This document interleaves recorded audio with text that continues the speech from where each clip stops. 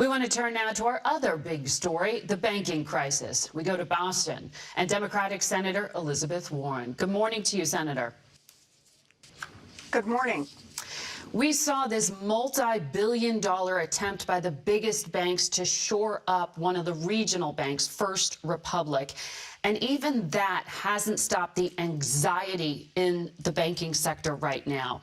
Do you think that in order to stop the bleeding, one of those big banks, too big to fail, needs to be able to buy up that smaller bank? So I think that right now what we're trying to do is figure out the different ways to shore up these banks. But the best way to understand that is to go back to what caused the crisis to begin with. Remember that back in 2016, the CEOs of these banks, of these multi-billion-dollar size banks, came to Washington. They're lobbying for lighter regulation. Donald Trump ran for president saying he would lighten the regulations on these banks. He then was elected. He appoints regulators who lightened the regulations on these banks. Donald Trump then went to Congress and he said, pass laws to make it easier for them to lighten the regulations on these banks even more. And then Jerome Powell just literally took a flamethrower to these regulations in order to make them less and less effective. Well, I'm talking about the crisis that we're in right now, though. I appreciate where you're going there, but can we just start on the bleeding that we are seeing in the banking sector right now, like you just said, to shore up the banks? To shore them up, do you need to allow for a merger? And is there any other white knight who could come in to save one of these regional banks, like First Republic? Look, right now, the one who's saving all of these banks is the federal government. And the First Federal Republic's Government still is doing living. it through It's still an various- actively traded company. It's not a failed bank. I understand that. I understand that. But it is the fact that the federal government went to other banks and said, we need an extraordinary intervention here, that these other banks intervened and have tried to prop it up.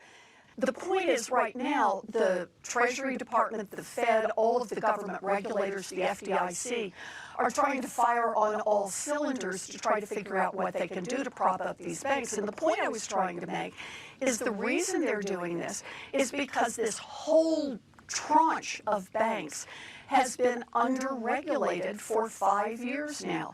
And people are very concerned about when you lift the hood, what's under the hood, since the regulators clearly have not been on top of their job. It's the reason that I'm calling right now for changes in the Fed in its regulatory approach and changes in Congress so that we roll back the authorization to lighten those regulations. Well, I know there's some dispute on the regulation.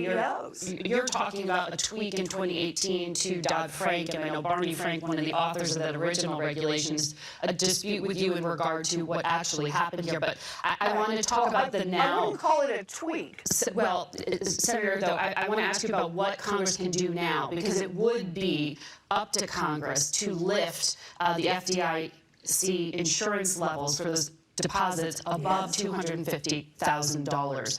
In this environment we are in, do you think there's will in Congress to do that? I think that lifting the FDIC insurance cap is a good move. Now the question is, where's the right number on lifting it? But recognize that we have to do this because these banks are under-regulated. And if we lift the cap, we are requiring or relying even more heavily on the regulators to do their jobs. Where would you lift that cap to? The government is backing them up. And this is the question we got to work through. Is it 2 million? Is it 5 million? Is it 10 million? Small businesses need to be able to count on getting their money to make payroll, to pay the utility bills. Nonprofits need to be able to do that. These are not folks who can investigate the safety and soundness of their individual banks.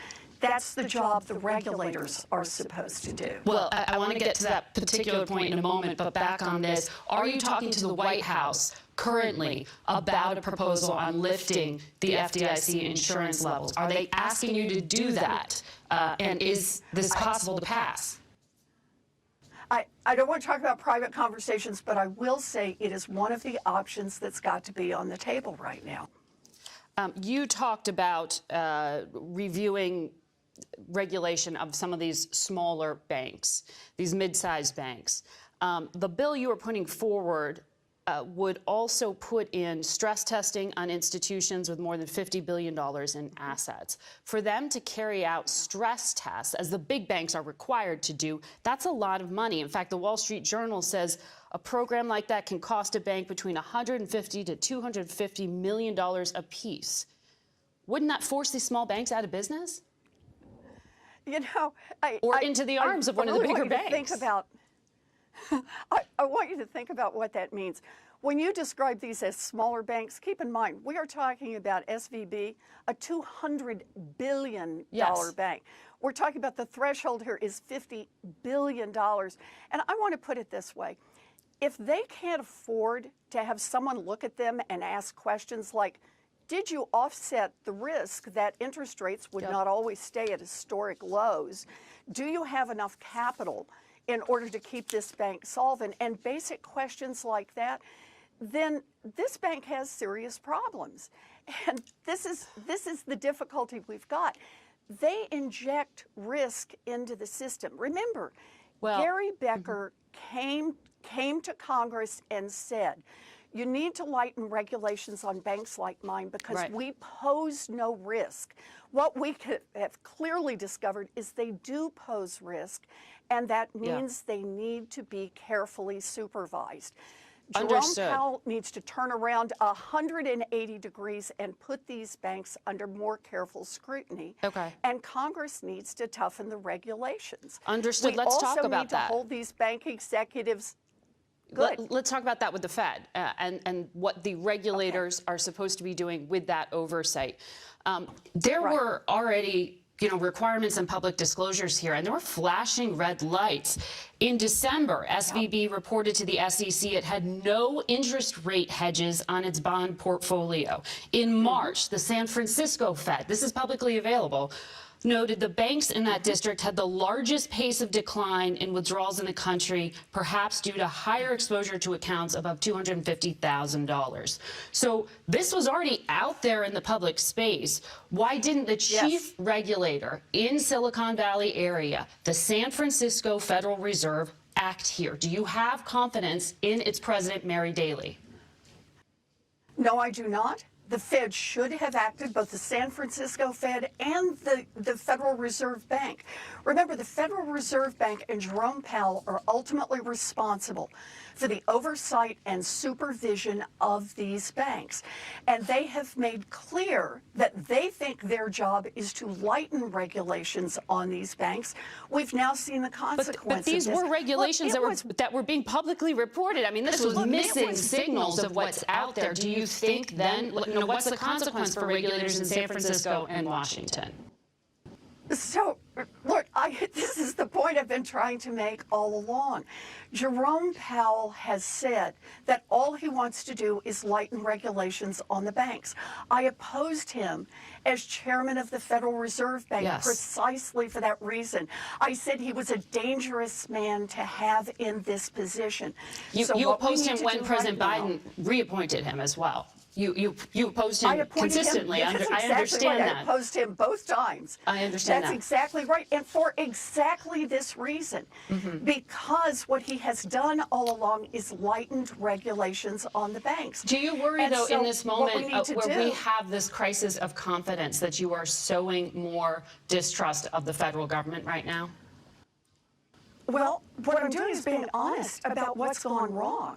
I don't think you build any trust at all if you don't start with why it's broken and who it is, excuse me, that is responsible for that. We need accountability for our regulators who clearly fell down on the job, and that starts with Jerome Powell. And we need accountability for the executives of these large financial institutions. Look, there should be clawbacks for Gary Becker and the others who explode these banks. So you take back the bonuses and big salaries. We should, it certainly should, on both sides there should be support for this. And we should also bar them from ever being in banking again. We do that with stockbrokers. We should do the same thing with bankers. Elizabeth Warren, thank you very much, Senator, for your time. Thank you.